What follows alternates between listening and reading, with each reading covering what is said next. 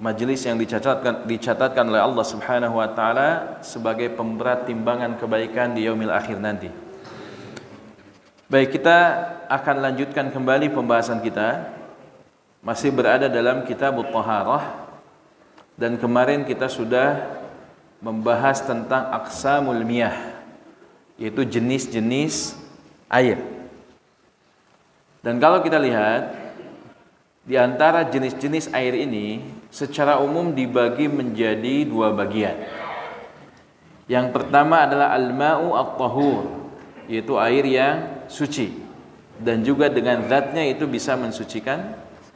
Yang kedua adalah al-ma'u an-najas, yaitu air yang mengandung najis. Nah, air yang tahur, air yang suci dan juga mensucikan, kita akan petakan dulu ya, sebagaimana yang sudah kita bahas di pertemuan lalu. Karena kita berjumpa 1 bulan sekali, berarti untuk mengingat kembali sebulan yang lalu sebenarnya butuh ada pengulangan sedikit sebelum kita masuk ke dalam materi berikutnya. Ya, air yang suci itu ada 4 jenis. Yang pertama adalah al-ma'u al-mutlaq, sebagaimana yang sudah kita jelaskan di pertemuan yang lalu, yaitu air mutlak. Apa itu air mutlak? Air yang secara umum itu turun dari langit, dan juga yang kedua keluar dari permukaan bumi. Maka ini dikatakan sebagai air mutlak atau air yang betul-betul air, yaitu air murni. Yang kedua adalah al-ma'u al-musta'mal, yaitu air yang musta'mal, yang pernah digunakan, yaitu air yang berada dalam wadah, kemudian ketika terkena dengan air yang musta'mal, maka air tersebut air yang masih bisa digunakan untuk bersuci. Nah, yang ketiga, yang kemarin terakhir kita bahas adalah air yang khalitahu tahirun, yaitu air yang tercampur dengan benda yang suci sampai menyebabkan adanya perubahan baik bau, warna ataupun rasanya. Tapi ini dianggap sebagai air yang tahur, bisa digunakan untuk bersuci dengan syarat apa? Zat airnya itu lebih dominan dibandingkan campurannya, dan kita masih mengatakan itu adalah air. Tapi kalau campurannya sudah terlalu banyak, maka ini tidak bisa digunakan untuk bersuci. Nah, insya Allah nanti hari ini kita akan bahas tambahan dari pembahasan yang ketiga. Dan yang keempat adalah khalitathu najasah walam taghayyarhu, yaitu air yang suci bercampur dengan benda najis, tapi air itu tidak berubah, baik baunya, warnanya, ataupun rasanya. Insya Allah hari ini kita akan bahas pembahasan yang ketiga, tambahan dari yang kemarin yang belum kita bahas dengan tuntas. Dan kemudian kita akan masuk ke dalam pembahasan air yang keempat. Nah, kita mengulang yang terakhir. Pembahasan kemarin adalah al-ma'u alladhi khalitahu at-tahir, air yang tercampur dengan benda suci. Contoh benda suci itu apa? Daun suci atau tidak? Suci. Dedaunan itu suci. Kalau ada daun yang jatuh ke air yang kita tampung sampai menyebabkan air yang kita tampung itu berubah warnanya. Biasanya ada daun yang warnanya sudah tua ya, sudah coklat.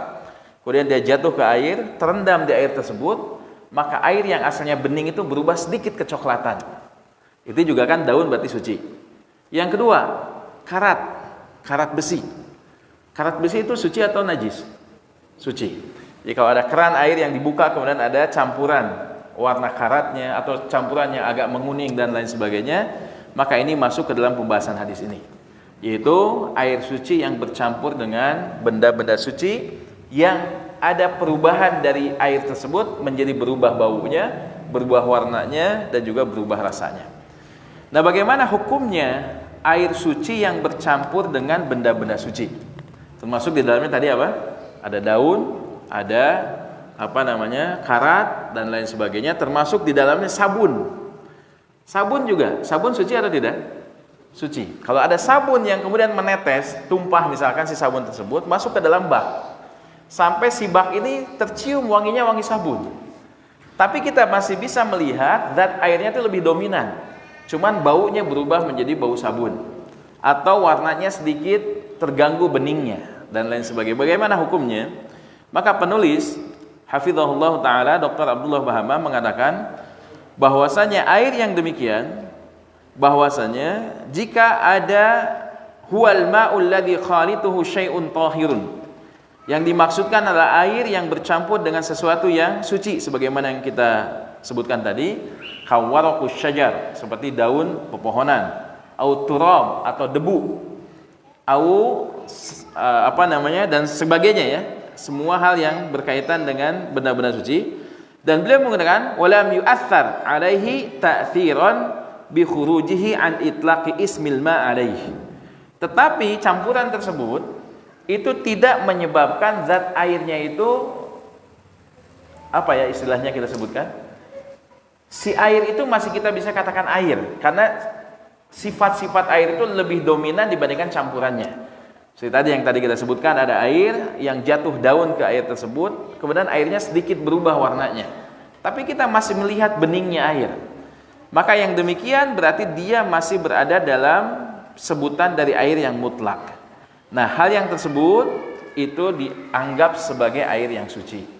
Sebagaimana hadis muttafaqun alaih, yaitu hadis sahih riwayat Bukhari dan Imam Muslim, ketika Nabi SAW memerintahkan kepada kaum wanita yang memandikan jenazah putrinya yang wafat pada saat itu, kemudian Nabi SAW mengatakan kepada kaum wanita, memberikan arahan untuk memandikan jenazah putrinya.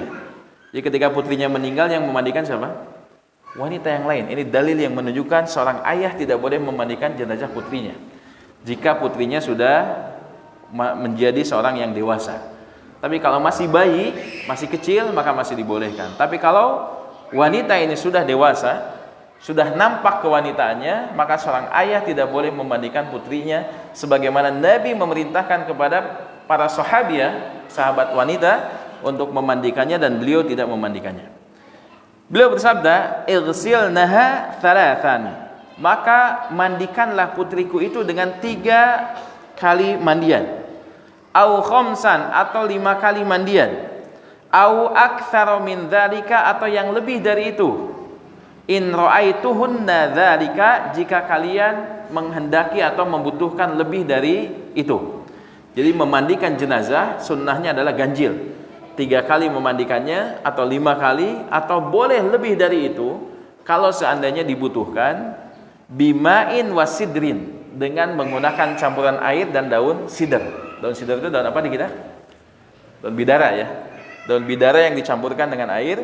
Biasanya kalau daun bidara ini masih masih bentuk daun, ada yang tahu caranya gimana mencampurkan dengan air? Diambilkan daun bidara, digenggam, kemudian dihancurkan, kemudian dicampurkan dengan air.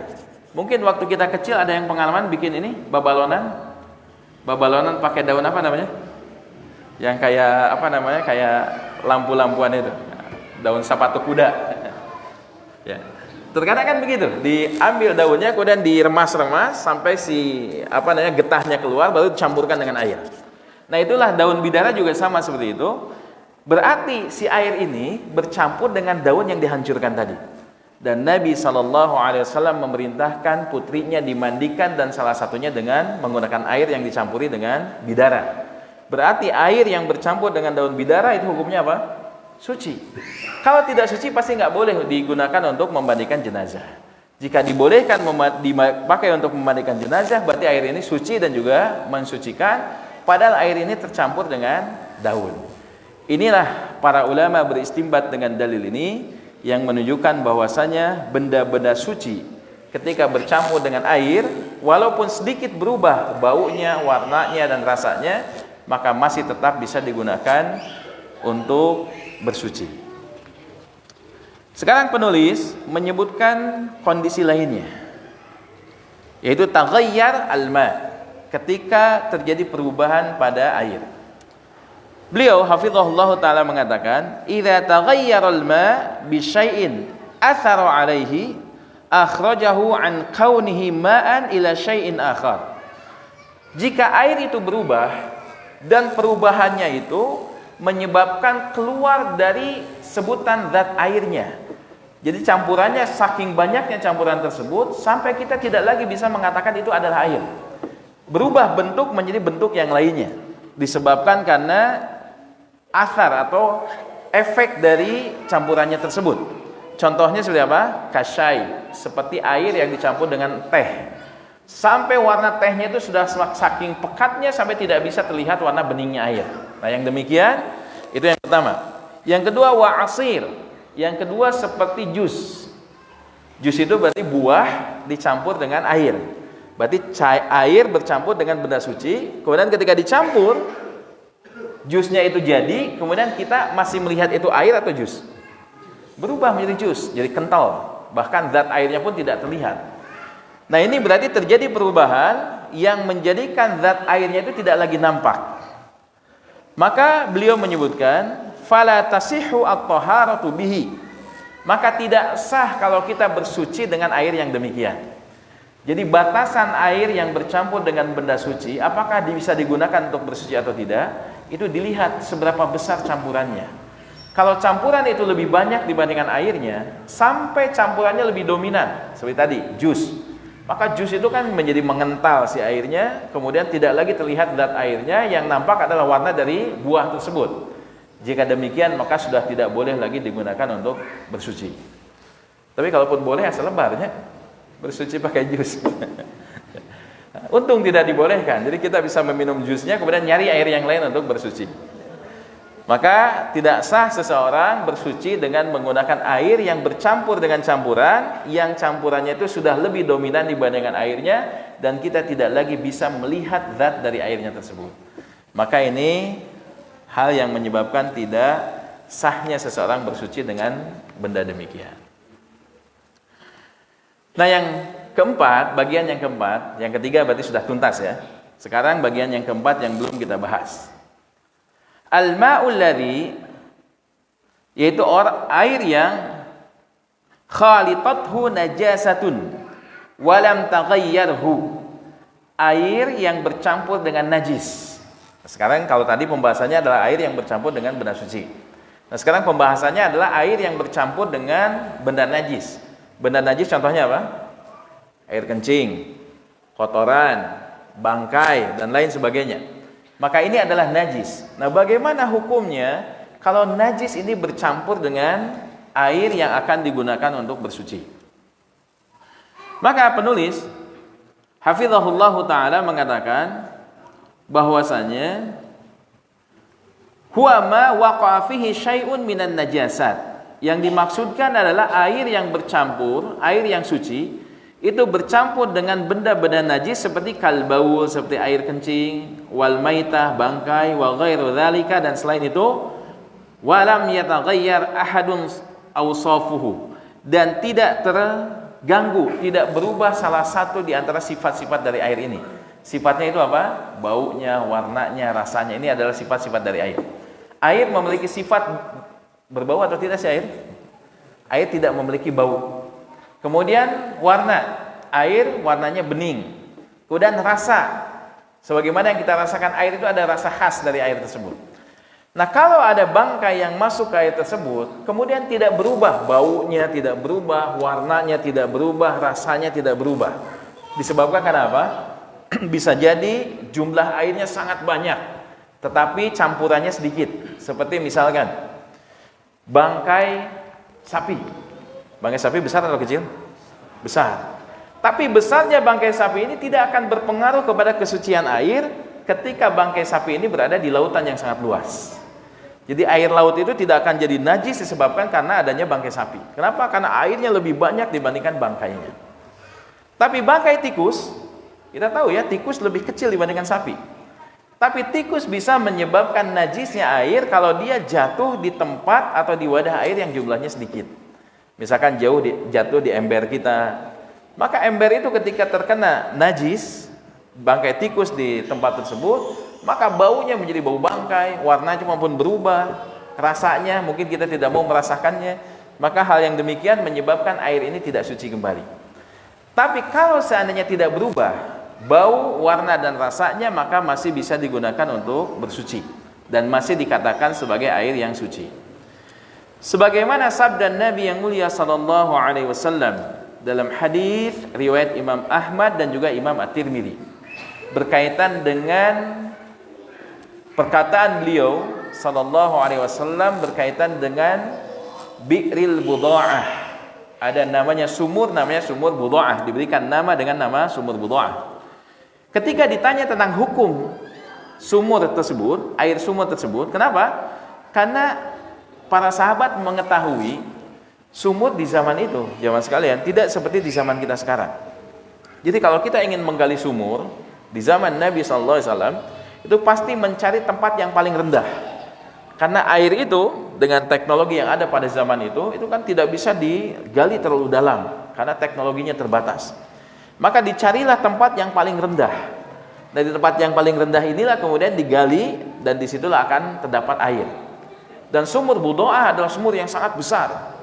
Jadi bisa digunakan oleh orang-orang yang ada di sekitarnya. Nah, masalahnya adalah ketika sumur ini di tempat yang rendah, sedangkan kadang di sekitarnya itu kan orang-orang terdahulu juga ketika mereka buang air kecil dan buang air besar, zaman itu kan belum ada toilet. Tapi mereka menjauh dari pemukiman, kemudian mencari tempat yang rendah juga. Nah, oleh karena itu, ketika ada orang-orang yang buang air kecil, buang air besar, itu dekat sumur tersebut, kalau seandainya hujan turun, maka air akan membawa kotoran tersebut dan masuk ke dalam sumurnya. Nah, para sahabat bertanya bagaimana hukumnya menggunakan air sumur tersebut. Maka Nabi SAW bersabda, innal ma'a tahurun la yunajjisuhu syai'un. Sesungguhnya air dari Budha'ah itu adalah air yang suci dan tidak akan dinajisi oleh sesuatu apapun. Kenapa? Karena jumlahnya sangat banyak, luas, dan airnya sangat banyak. Jadi kalau ada najis yang masuk kecil saja, maka tidak akan merubah bau, warna, dan rasa dari air tersebut. Ya, ilustrasinya seperti yang kita sampaikan tadi. Kalau ada benda atau najis yang besar pun itu tidak bisa menajisi air kalau dia berada di air yang sangat luas. Tapi kalau najis ini yang kecil berada dalam air yang jumlahnya sedikit, maka ini juga bisa menajisi air tersebut. Yang menjadi patokannya itu apa? Perubahan salah satu di antara sifat air tersebut.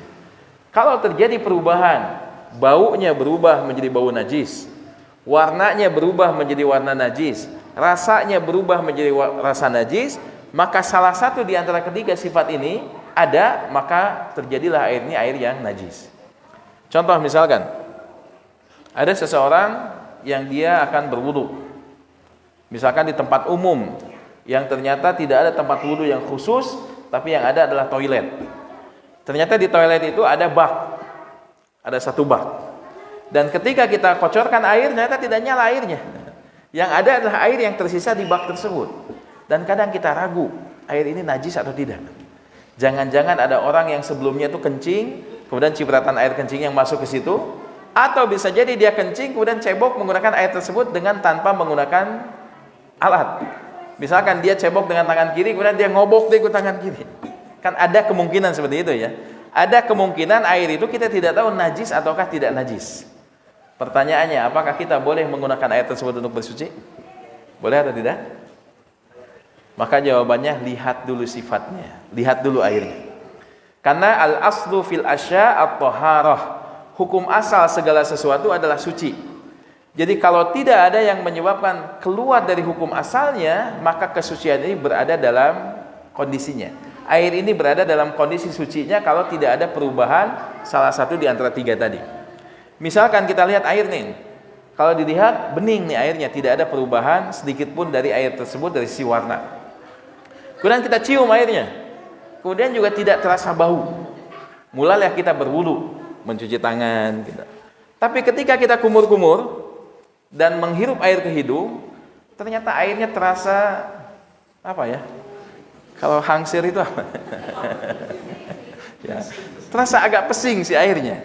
Dan kita curiga, oh jangan-jangan ini ada najisnya. Mungkin najis yang masuk ke tempat tersebut bisa jadi bentuknya air kencing, tapi air kencingnya yang warna bening. Jadi bening dengan bening tidak berubah warnanya. Tapi pas dirasa, ini rasanya kayaknya rasa najis nih. Nah, dengan demikian berarti berubah salah satu di antara sifatnya, maka hukum air tersebut yang asalnya suci berubah menjadi najis. Tidak boleh lagi digunakan. Nah, ini dalil yang menunjukkan kalau benda suci, benda najis bercampur dengan air yang suci, ini bisa menyebabkan berubah menjadi air najis kalau berubah salah satu di antara tiga sifatnya, baunya, warnanya, atau rasanya. Tapi kalau tidak ada perubahan dari tiga sifat ini, maka air ini berada dalam kesuciannya. Baik, kita ringkas ya supaya tidak salah paham, karena sebagian kaum muslimin ketika sudah membahas tentang bab najis, dia terapkan kaidah najis ke dalam benda suci. Ini kebalik. Jadi kalau ada air, ada dua pembahasan penting di sini. Pertama adalah air yang bercampur dengan benda suci, yang kedua air yang bercampur dengan benda najis. Dua hal ini memiliki dua kaidah yang berbeda. Kalau benda suci bercampur dengan air, maka kalau terjadi perubahan bau, warna dan rasa, apakah air ini berada dalam kesuciannya atau jadi tidak suci? Masih suci, asal campurannya tidak lebih dominan dibandingkan airnya. Kita masih bisa melihat zat airnya itu lebih dominan dibanding campurannya. Jadi kalaupun berubah bau, berubah warna, berubah rasa, tapi perubahannya tidak signifikan, hanya sedikit perubahan, maka ini tidak merubah kesucian air. Nah sekarang kaidahnya kepada najis. Kalau air itu air yang suci bercampur dengan benda najis, kemudian berubah, warnanya sedikit berubah menjadi warna najis, sedikit perubahannya, asalnya bening kemudian agak sedikit keruh, disebabkan karena warna najis. Atau baunya berubah, walaupun tidak menyengat baunya, tapi kita rasakan ada bau najis di air tersebut. Ataupun warnanya, ataupun rasanya tidak pekat, tapi kita bisa rasakan nih seperti najis nih rasanya. Walaupun sedikit terjadi perubahan bau, warna dan rasa, kalau yang mencampurinya najis, maka air ini menjadi air yang najis. Kalau benda suci beda kaidahnya. Walaupun berubah bau, warna dan rasanya, kalau sedikit maka ini tetap bisa digunakan untuk bersuci. Jadi terapkan kaidah najis itu dalam kondisi najis, terapkan kaidah suci itu dalam keadaan suci. Maka ini dua kaidah yang perlu dihafal oleh semuanya, karena biasanya kalau berkaitan dengan masalah campuran-campuran seperti ini, maka banyak pertanyaan yang muncul, dan kalau kita lihat masuk dan hafal kaidah ini, kita tahu jawabannya seperti apa. Contoh misalkan begini, jamaah sekalian. Kalau di sini menggunakan PDAM ada enggak? Tidak ya? Air yang disalurkan ke warga itu bukan dari pemerintah, bukan? Kalau di kota-kota itu biasanya di kota Bandung kebanyakan sudah nggak bisa gali lagi sumur. Jadi airnya itu dari PDAM, dari pemerintah yang disalurkan. Nah biasanya air yang dikocorkan dari keran tersebut itu masih tercium bau kaporitnya.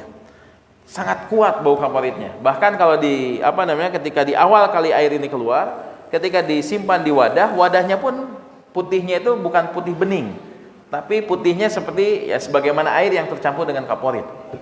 Nah pertanyaannya, bagaimana menggunakan air tersebut? Apakah boleh digunakan untuk berwudu atau tidak? Boleh atau tidak?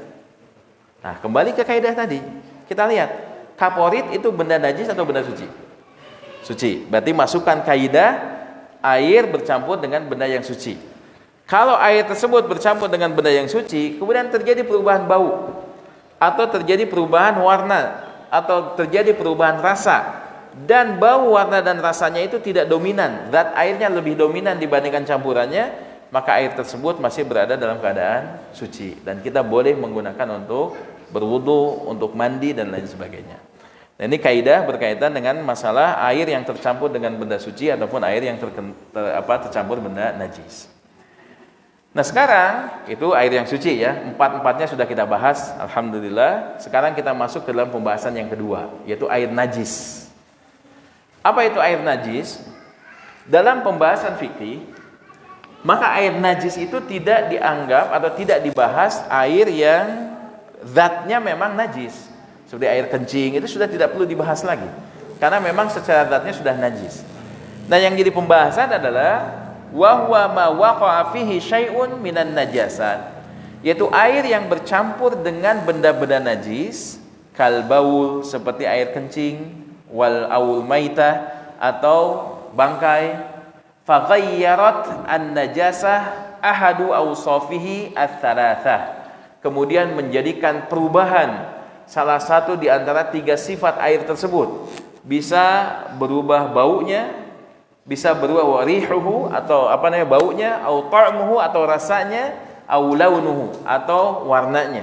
Ingat tiga hal yang menjadi berubahnya air, baunya menjadi bau najis, warnanya menjadi warna najis, rasanya menjadi rasa najis, maka inilah yang dikatakan sebagai air yang najis. Berarti tidak bisa digunakan untuk bersuci. Pernah ada kejadian, ikhwan dan akhwat fillah rahimakumullah, dan nanti kita bahas bagaimana hukumnya ya. Di salah satu desa, nggak apa-apa saya sebutkanlah desanya, di daerah Majalengka, ada seorang kenalan yang menelepon saya dan meminta untuk tolong bantu ruqyahkan saudara saya, karena semenjak dia ngaji di satu pengajian, kemudian dia akalnya seperti hilang. Maka ini hati-hati ikhwan dan akhwat fillah. Ngaji itu tambah soleh harusnya. Tapi kalau ngaji jadi gila, berarti ngaji apa dia? Dia ngomongnya jadi tidak jelas, komunikasinya tidak lancar, kadang ketika udah tidak nyambung. Dan pada akhirnya dia seperti orang gila dan tidak sadar dengan kondisinya, dan dia sering kabur-kaburan. Padahal masih muda usianya saat itu. Bahkan belum nikah anak ini, masih sangat muda sekali. Kemudian minta untuk diruqyah. Minta untuk diruqyah. Saya bilang, aduh, Bandung ke Majalengka teh jauh. Saya nggak bisa jauh-jauh ke sana. Coba cari orang terdekat di sana, ustadz-ustadz yang ada kajian-kajian bagus, kajian-kajian sunnah di sana. Coba datangi minta bantuan, karena kalau dari sini ke Majalengka agak susah. Dan agendanya pun cukup padat untuk meng-cancel agenda yang ada juga sepertinya kurang begitu efektif. Cari ustadz terdekat saja. Tapi qadarullah saat kejadian itu si orangnya itu hilang. Jadi saudaranya nge-WhatsApp ke saya, Ustaz ini saudara saya hilang, nggak tahu kemana, sudah beberapa hari nggak pulang. Dicari kemana-mana, sudah dilaporkan ke polisi dan belum ketemu. Si anak ini belum ketemu. Tapi ketika itu pernah kejadian kakeknya pada saat sholat subuh, dia berwudu dengan menggunakan air. Di situ itu kan menggunakan sumurnya masih sumur gali, sumur yang bulat. Tapi karena sudah ada masuk listrik di sana, kemudian si sumur itu ditutup. Kemudian menggunakan mesin. Bentuknya masih sumur, tapi memang ditarik airnya itu menggunakan mesin. Nah pada saat si kakek ini berwudu, dia rasakan kok baunya beda air ini. Gak seperti biasanya, ada bau yang tidak biasa. Tapi dia gunakan untuk bersuci. Kemudian setelah itu dia sholat subuh. Kemudian setelah beres sholat subuh, kemudian kepenasaran semakin besar. Kenapa air ini bau? Jangan-jangan ada tikus yang masuk ke tempat tersebut. Ada bangkai yang masuk ke tempat tersebut. Kemudian dibuka, si kayunya itu dibuka. Kemudian setelah itu disenter, ternyata di situ ada benda yang mengambang. Kemudian setelah itu dipanggillah warga, ketika dicek ternyata subhanallah ya, itu anak yang dicari itu masuk ke sumur.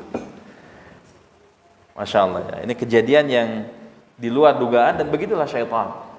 Jadi ketika dia setelah belajar ngaji di satu tempat tersebut, keinginannya ingin bunuh diri, keinginannya segala macam. Godaan-godaan syaitan semakin kuat. Dan pada saat itu kemungkinan dia masuk ke dalam sumur dan tidak diketahui. Semenjak hilang sampai 3 hari kemudian barulah ketahuan ketika akan sholat subuh, karena si airnya itu berubah. Nah kita simpan dulu kisah ini ya, karena kita sedang belajar fikih. Pertanyaannya, si kakek tadi itu kan berwudu tuh dengan menggunakan air yang tercampur. Manusia itu ketika jadi bangkai dan tenggelam di air, itu airnya najis atau tidak? Najis. Menjadi najis. Maka air yang tercampur dengan najis, kemudian terasa ada perubahan bau, warnanya, rasanya terasa, tapi tetap digunakan. Kemudian si kakek ini sholat subuh. Setelah beres sholat subuh, ketika dicek ternyata ada bangkainya. Pertanyaannya, bagaimana status sholat subuhnya? Sah atau tidak? Yang ini sah, yang ini tidak. Ada ikhtilaf di antara jamaah. Nah, coba kita lihat ya, kita runutkan dulu. Salah satu di antara syarat sah salat. Ada berapa syarat sah salat? Bab salat nanti kita akan masuk insyaallah. Ada 5. Syarat sah salat itu ada 5. Yang pertama apa? Dukhulul waqti, masuknya waktu. Kalau tidak masuk atau belum masuk waktunya, tidak sah salatnya. Salat maghrib tapi jam 5 sore. Padahal maghrib kita jam 5 lebih. Tapi dia jam 5 sudah sholat, maka tidak sah. Kenapa? Karena salah satu di antara syaratnya belum terpenuhi, waktunya belum masuk. Yang kedua, selain dukhulul waqti adalah at-taharatu minal hadath, suci dari hadath. Suci dari hadath berarti dia harus berwudu kalau hadath kecil, kalau hadath besar dengan cara apa? Mandi. Yang ketiga adalah at-taharatu minan najasah, suci dari najis. Baik bajunya, baik pakaiannya, tubuhnya ataupun tempat yang digunakan untuk bersuci. Untuk sholat, maka dia harus suci tiga-tiganya.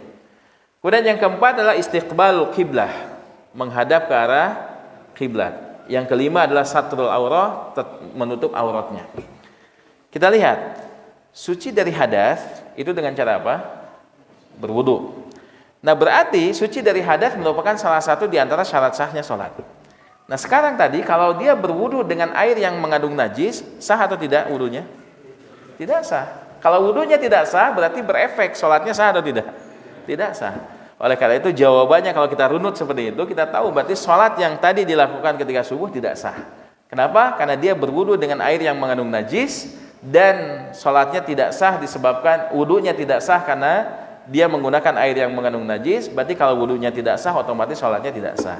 Maka yang harus dilakukan oleh orang tersebut apa? Ulangi kembali sholatnya dengan cara mengulang wudunya dengan menggunakan air yang suci. Kemudian setelah itu ulangi sholat subuh yang dia sudah terlewat tadi. Dan ini yang dikatakan apa? Qadha. Mengqadha sholat karena dia melakukan sholat di luar waktu yang dibolehkan. Makanya dia mengqadha. Bagaimana kalau jam 10 dia mengqadhanya? Boleh atau tidak? Boleh, karena yang namanya qadha itu kan di luar waktu yang dibolehkan. Jadi waktu subuh sudah habis, kemudian dia melakukan sholat subuh, ini namanya qadha. Maka jika diperlukan, jika ada sebab-sebab syar'i, maka dibolehkan kita mengqadha sholat. Tapi kalau tiap hari mengqadha kacida, tiap hari kesiangan, bangun matahari sudah terbit, tiap hari diqadha lagi, ini ada masalah berarti. Harus diperbaiki polanya. Maka ini kondisi yang berkaitan dengan tadi, air yang bercampur dengan najis, maka ini menjadikan air tersebut menjadi air najis. Jam berapa? Berapa menit lagi Isya? 6 menit lagi ya. Baik, kita sebutkan dulu kaidah yang sangat bagus yang disebutkan oleh penulis. Al-aslu fil ma, masail yang pertama. Al-aslu fil ma at-taharah. Hukum asal air itu adalah suci. Fa idza kana hunaka ma'un la ya'rifu hal huwa tahirun am najas. Jika kita dapatkan satu air yang kita tidak tahu kondisinya apakah dia suci ataukah dia najis, maka jika demikian apa hukumnya? Fal aslu fihi at-taharah, maka hukum asal air ini adalah suci. Karena segala sesuatu itu akan dikembalikan kepada hukum asalnya. Ketika asalnya itu hukumnya suci, maka ketika kita tahu ini suci atau najis, maka balik ke hukum asalnya. Berarti hukum asalnya suci. Contoh begini. Ini juga disebutkan dalam qawaidul fiqhiyah. Dalam kaidah-kaidah fikih penjelasannya, misalkan ada air yang disimpan di ember. Misalkan ketika kemarau panjang, kemudian tiba-tiba hujan turun. Maka untuk mendapatkan air salah satunya apa? Nandean cai. Nandean itu bahasa Indonesianya? Menampung. Menampung air. Ketika air mengenai genting, kemudian ditampung dengan menggunakan wadah. Kemudian air itu terus mengalir saat hujan dan kita biarkan air tersebut semalaman. Nah, ketika pagi kita mau berwudu. Ketika kita akan wudu, kemudian kita berpikir, gila, air ini semalam kira-kira dijilat anjing atau tidak ya? Kan disimpan di luar rumah tuh. Kita nggak tahu, bisa jadi ada kemungkinan kan, ketika malam tiba, kita sedang tidur, ada anjing lewat, kemudian menjilat air tersebut, kan sangat mungkin. Tapi kita tidak tahu apakah dia dijilat atau tidak, tapi kemungkinan itu ada. Sampai kita bingung, air ini najis atau suci.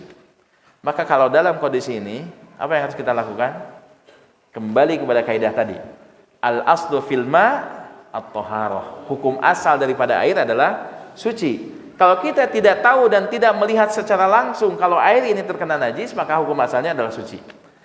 Nah, sama juga ketika kita sedang berada di tempat yang jauh, misalkan di perjalanan ataupun sedang camping di gunung ataupun di tempat manapun, yang ketika kita akan wudu, kemudian ada air yang tergenang di situ. Apakah mungkin di di bak yang sudah tidak terpakai, mungkin bisa itu air hujan atau apa, itu tergenang di tempat tersebut, dan kita nggak tahu ini airnya suci atau tidak. Kalau kita tidak tahu apakah ini air suci atau tidak, balik kepada hukum asalnya. Al-aslu fil miyah, al-aslu fil ma at-taharah. Hukum asal air adalah suci. Berarti hukum asal air yang tergenang tersebut, kita nggak tahu suci atau najis, maka kembalikan kepada hukum asal dulu, berarti suci. Setelah itu barulah lihat ciri-ciri yang lain. Apakah ada bau najis atau tidak? Apakah ada warna najis atau tidak? Apakah ada rasa najis atau tidak? Kalau tidak, berarti tetap berada dalam kesuciannya. Maka boleh kita berwudu dengan air yang kita tidak tahu kondisinya apakah suci atau najis, selama dia tidak berbau najis, tidak berwarna najis, dan tidak berasa dengan rasa najis, maka air itu berada dalam kesuciannya. Ini kaidah yang pertama. Yang kedua adalah yajuzul wudu bima'i zamzam. Dibolehkan bagi kita berwudu dengan menggunakan air Zamzam. Lamma thabata anna an-nabiy sallallahu alaihi wasallam da'a bisijlin. Bahwasanya Nabi sallallahu alaihi wasallam pada saat itu meminta satu ember min ma'i Zamzam, dari air Zamzam, satu wadah ya. Satu wadah dari air Zamzam. Fashariba minhu wa tawadda. Kemudian Nabi sallallahu alaihi wasallam meminum air Zamzam itu, kemudian sisa minumnya beliau jadikan sebagai untuk berwudu. Ini hadis yang diriwayatkan oleh Imam Ahmad. Hadis ini menunjukkan bahwasanya air Zamzam hukumnya sama seperti air yang lainnya. Jadi boleh diminum, boleh juga digunakan untuk wudu. Bahkan Nabi SAW pernah didatangkan satu wadah air Zamzam, kemudian beliau meminum air tersebut dan kemudian sisanya digunakan untuk berwudu. Berarti ini menunjukkan bolehnya kita berwudu dengan air Zamzam. Ada yang pernah wudu dengan air Zamzam? Di Indonesia bahasa lebar ya. Saleterna ke sabaraha gitu. Tapi di Saudi Arabia boleh kita, misalkan dalam kondisi ini. Kondisi ketika kita berbekal nih, ketika ke Masjidil Haram, kemudian kita bekal air Zamzam kita sudah wadahi. Kemudian ketika sedang tawaf, kemudian buang angin. Nah, ketika itu kalau berwudu kita harus keluar dulu ke masjid di luar Masjidil Haram, mencari toilet atau tempat wudu, itu kan jauh. Maka kita datang ke pojokan di tempat yang tertutup, kemudian berwudu di situ dengan menggunakan air Zamzam yang kita bekal. Padahal air ini yang di botol itu tadinya mau dipakai untuk minum, tapi karena batal sudah pakai aja untuk wudu. Pertanyaan, sah atau tidak wudunya? Sah, karena air Zamzam boleh digunakan untuk wudu sebagaimana air yang lainnya.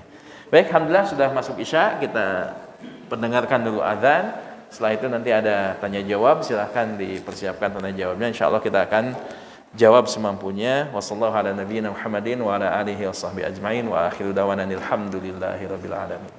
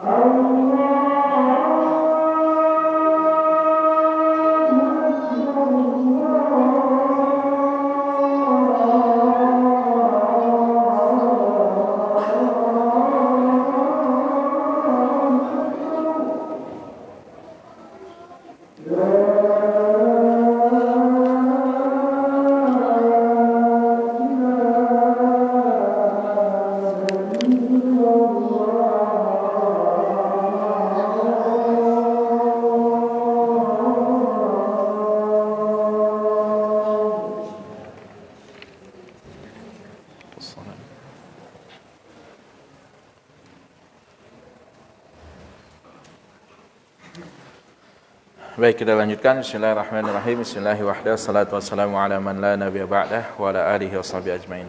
Sudah ada pertanyaan? Ya, boleh langsung aja. Ya, baik jemaah. Ini sudah ada beberapa pertanyaan. Jadi barangkali ada yang mau bertanya secara langsung.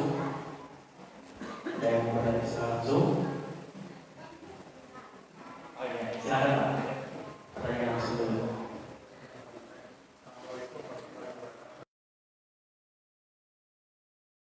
Terima kasih Ustaz. Sebenarnya terima Ustaz. Dulu waktu saya ada di suatu desa, jadi masih itu nama-nama kekurangan air. Jadi air itu tampung dalam satu bak yang sangat besar. Cuma mereka menghulu itu di bak itu, karena itu gimana? Nah, bagaimana hukumnya? Terus kita yang seberapa besar atau seberapa dominan itu seperti apa? Ya. Baik, Masya Allah. Pertanyaan yang sangat baik sekali. Baik, dalam hadis Nabi SAW itu ada lafaz yang menyebutkan kullatain. Ada dua kullah. Jadi disebutkan banyak itu kalau dua kullah atau lebih. Yang jadi pertanyaan, berapakah dua kullah ini? Ya, karena kullah ini bukan ukuran kita, bukan ukuran umum dari masyarakat kita. Nah, kalau kita konversikan dua kullah itu, jadi satu kullah itu kalau kita buatkan baknya itu sekira 100 liter. Satu kullah itu 100 liter, berarti dua kullah 200 liter. Jadi kalau kita ilustrasikan, berapa sih dua kullah itu? Itu seperti bak yang panjangnya 1 meter, lebarnya 1 meter, dalamnya 20 cm. Jadi dalamnya 20 cm, panjang dan lebarnya 1 meter itu sudah mencapai dua kullah. Jadi kalau jumlahnya banyak, itu sebagian para ulama mengatakan dua kullah. Walaupun sebagian para ulama mengatakan dua kullah itu memungkinkan untuk tidak berubah bau, warna, dan rasanya. Bau, warna, dan rasanya kalau tidak berubah ketika terkena najis, maka dia tetap dalam keadaan suci. Tapi kalau berubah warna, rasa, dan baunya, tetap akan terkena najis. Ini menurut pendapat sebagian para ulama. Nah, terlepas dari itu semuanya, berkaitan dengan pertanyaan tadi, dan ini masih terjadi di sebagian tempat, dan saya pernah mengisi pengajian di daerah Cijapati, sebenarnya masih dekat dengan kita ya, Cijapati. Itu ketika sholat di sana, itu sebagian warga itu membuat kolam di depan masjid, di samping masjid, dan ketika dia datang, dia wudhu di situ. Yang jadi masalah bukan cuma wudhu, Pak, nyuci kaki di situ, nyuci sendal di situ. Ini sendalnya dimasukkan ke situ, dicuci kakinya, kemudian wudhu juga di situ, dengan beralaskan apa, dua kullah. Nah, sekarang pertanyaan, bagaimana hukumnya? Pertama, kalau kita lihat, air tersebut kembali pada hukum tadi. Jika air ini air yang suci, kemudian bercampur dengan benda suci, misalkan seperti tadi ya, dengan apa, kumur-kumur kita, cuci tangan kita, kaki yang kotor kemudian dicuci, itu kan kotornya kaki kita karena tanah itu kan suci. Jadi secara hukum, kalau dia zat airnya masih dominan, campurannya itu tidak merubah zat dominan airnya, maka hukum asalnya suci. Jadi kalau pertanyaan sah atau tidak, sah. Cuman geleh, Pak. Jadi kalau bicara sah, mah sah. Cuman kalau saya emang nggak mau, wudhu itu, mohon maaf saya di sana aja. Kenapa, bayangkan bekas kumur-kumur orang dibuang ke situ, cuci tangan, cuci muka di situ. Kalau saya lebih memilih saya di sana aja wudhunya, ada tempat wudhunya. Tapi kalau berbicara apakah sah atau tidak sah, maka jawabannya sah. Makanya ketika kita menggunakan air tidak hanya sekedar suci saja, tapi juga kita lihat sisi-sisi yang lain, karena dikhawatirkan suci dan bisa mensucikan, tapi juga bisa mendatangkan potensi berpenyakit. Kan bisa seperti itu. Yang kita inginkan adalah kita beribadah, dan jangan sampai dengan kita beribadah dengan cara seperti itu menyebabkan kita terkena penyakit kemudian menyalahkan. Tuh kan gara-gara ini kan jadi bahaya. Makanya kalau berbicara sah atau tidak sah, ya sah-sah saja berwudu dengan cara demikian. Cuman tadi kalau masih ada pilihan air yang lebih baik, maka kita akan pilih air yang lebih baik. Seperti tadi, air yang bercampur dengan benda-benda suci, itu kita gunakan kalau nggak ada pilihan lain. Tapi kalau dipilih, ada air yang terkena daun, sampai berubah warna si air tersebut. Di satu lagi ada air yang tidak tercampur apapun dan bening. Kita mau pilih mana? Pasti yang bening. Walaupun ini sah, tapi ini lebih bersih. Ini lebih bisa digunakan. Jadi kalau masih ada pilihan, kita pilih yang terbaik. Dan sepertinya dalam kehidupan kita kan begitu ya. Milih itu pasti yang terbaik. Memilih pasangan yang terbaik atau yang termau, Pak? Inginnya yang terbaik, tapi akhirnya mah anu daek we. Nah, dalam kehidupan kita itu memilih itu pasti yang terbaik. Nah, dalam kondisi tadi sah iya. Tapi kalau ada pilihannya air yang lebih bersih, yang tidak akan mendatangkan penyakit tidak berpotensi untuk mendatangkan kemudaratan bagi kita, maka pilih yang lebih bersih. Tapi kalau secara hukum sah iya. Itu adalah sesuatu yang boleh dan sah. Begitu Pak, Allah a'lam. Baik, kembali ke pertanyaan. Ini sudah ada banyak pertanyaan. Yang pertama, bolehkah mencampur cucian dengan pakaian anak yang terkena pipis? Baik. Bolehkah kita mencampurkan pakaian yang akan kita cuci dengan pakaian anak yang terkencingi, yang sudah dikencingi oleh anaknya? Apakah dibolehkan? Maka jawabannya boleh-boleh saja. Cuman tadi, kenapa kita nggak cuci saja dulu si pakaian anak tersebut supaya bersih dari najisnya, baru dicampurkan dengan cucian kita? Itu akan lebih baik. Tapi kalau seandainya tercampur pun, nanti kan dicuci tuh. Setelah dicuci, lihat apakah masih ada zat bau najisnya, warna najisnya, rasa najisnya atau tidak. Kalau sudah hilang, misalkan pakaian anaknya ketika masuk mesin cuci, misalkan dalam kondisi pakaian anaknya masih ada najisnya, sisa air kencing masih nempel di situ dan belum dicuci. Masukkan air pakaian tersebut ke mesin cuci, kita kasih air yang banyak, kasih sabun, kemudian diputar, dibersihkan. Nah, setelah dibersihkan, kemudian setelah itu diangkat. Lihat pakaian anak ini apakah masih ada bau, warna dan rasa najis atau tidak. Jadi kembalinya sebenarnya kepada kaidah tadi. Kaidahnya adalah ketika benda suci bercampur dengan benda najis, kalau dia berubah bau menjadi bau najis, warna menjadi warna najis, rasa menjadi rasa najis, maka benda tersebut menjadi benda yang najis. Tapi kalau bau, warna dan rasanya hilang dari benda tersebut, nanti ada bab setelahnya adalah menghilangkan najis. Cara menghilangkan najis.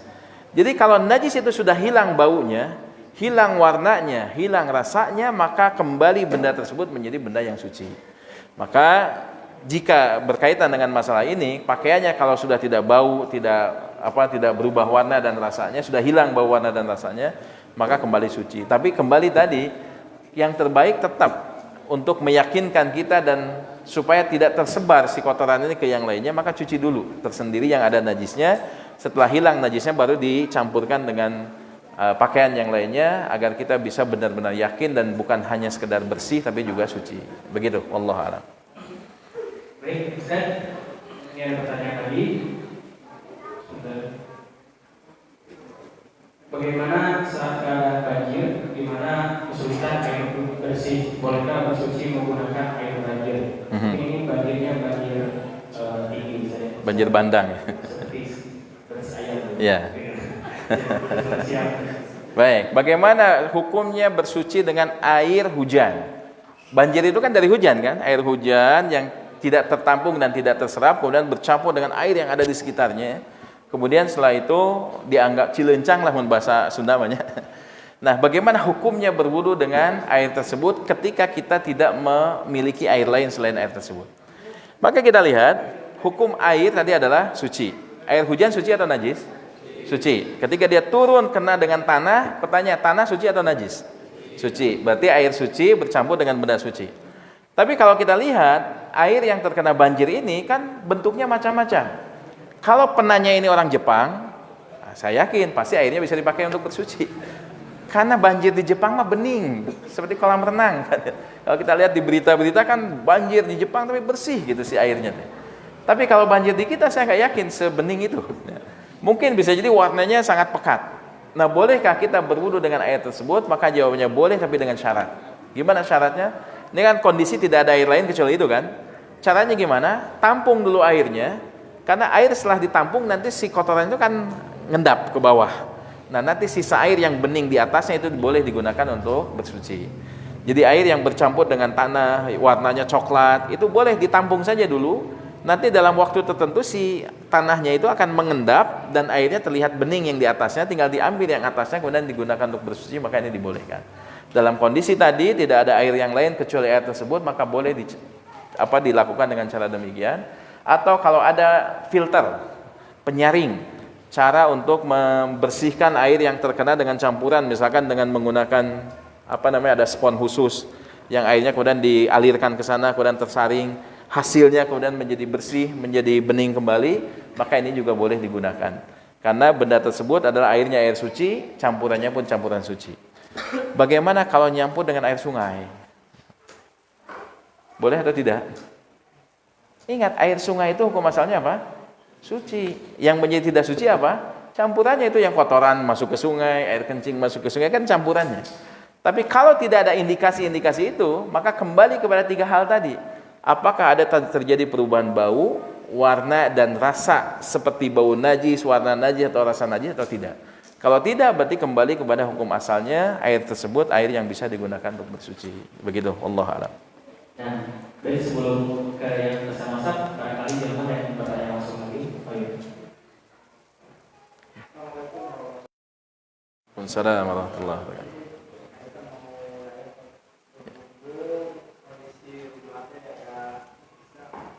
Susah bikin tempat udah ada air wudhunya di tempat toilet. Apakah kita nanti ke toilet nggak boleh ada air kita menyebut ruangan?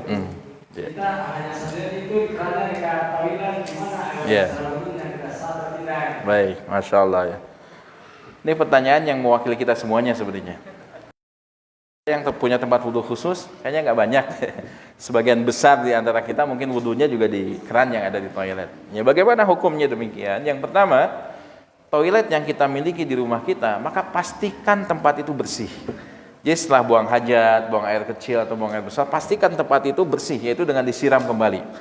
Karena kalau sudah disiram kembali, lantai itu tidak ada lagi cipratan najis, maka itu kembali hukumnya menjadi suci kembali. Nah, ketika berwudu di tempat tersebut, bagaimana hukum wudunya? Maka hukum wudunya sah. Hanya pertanyaannya, itu kan toilet, tempat yang biasa buang hajat di situ, tempat yang biasa kita buang najis di situ. Kan tidak boleh untuk menyebutkan nama-nama Allah. Padahal ketika wudu kan kita disunnahkan untuk membaca bismillah. Gimana caranya? Maka jawabannya adalah berwudu di situ ada dengan 2 cara. Pertama, sebagian para ulama mengatakan ucapkan bismillah sebelum masuk toilet. Karena bismillah itu tidak harus dikaitkan dengan wudunya langsung, tapi sebelum wudu baca bismillah. Nah, sebelumnya itu kapan? Nah, bisa jadi ketika dia belum masuk toilet, dia baca bismillah dulu di toilet, kemudian dia berwudu. Bisa dengan cara demikian. Atau cara yang kedua adalah membaca basmalah dalam hati. Ketika kita berwudu, sebelum berwudu kita baca basmalah, tapi ucapkan dalam hati. Kalau dalam hati hukumnya boleh enggak mengucapkan lafaz Allah dalam hati kita? Boleh atau tidak? Boleh. Karena yang dilarang itu adalah amal, ucapan yang terdengar.